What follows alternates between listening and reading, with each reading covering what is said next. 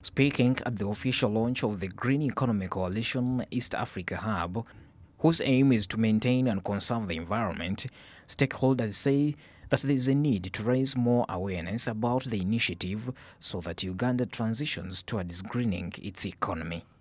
Policymakers in Uganda are therefore being encouraged to join the environmental conservation movement in a bid to add value to nature, as well as creating awareness the urgent need for conservation.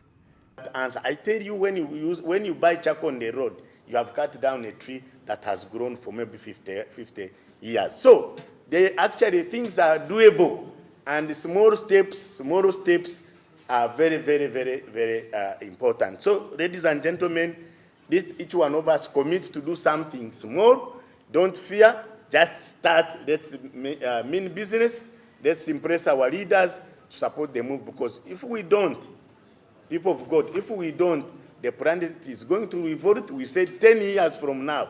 10 years, I think, was it Stuart? But the UN report has given this world 10 years so that climate change will be unstoppable. So the conversations going forward should be looking on how do you improve the livelihoods of these individuals who are in the swamps, who are cutting the trees, who are really trying to survive, to give them a means of realizing their basics. Then they can join us in thinking about the future, because for them, the future is not going to be defined by what is not influencing their lifestyles now. So that speaks to both us and those in the north.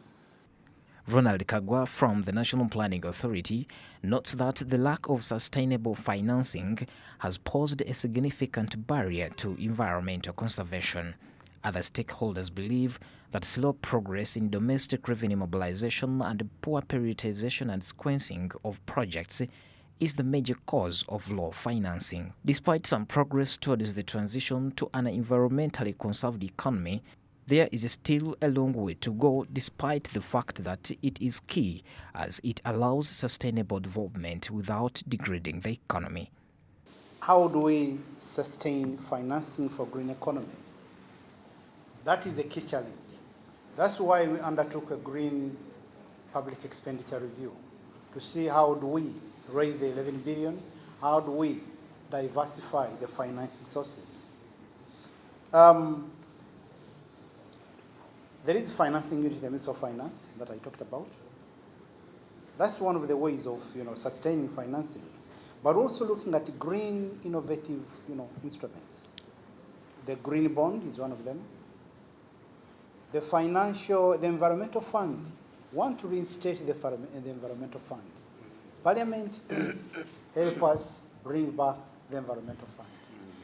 What assurance do we have that the marriage between the green economy will sustain meaningfully the budgeting in Uganda? Are you serious, you people in government? As we speak now, we have already seen what is going on in Rwanda as well as Kenya. I am impressed to note that Kenya is also developing a situation of doing away with the plastics. When I left Parliament, I had passed a small chapter of a bill to remove the manufacturing of polyethylene materials. Nobody has taken it up. Government, be serious. You cannot succeed. Despite some progress towards the transition to an environmentally conserved economy, there is still a long way to go, despite the fact that it is key as it allows sustainable development without degrading the economy.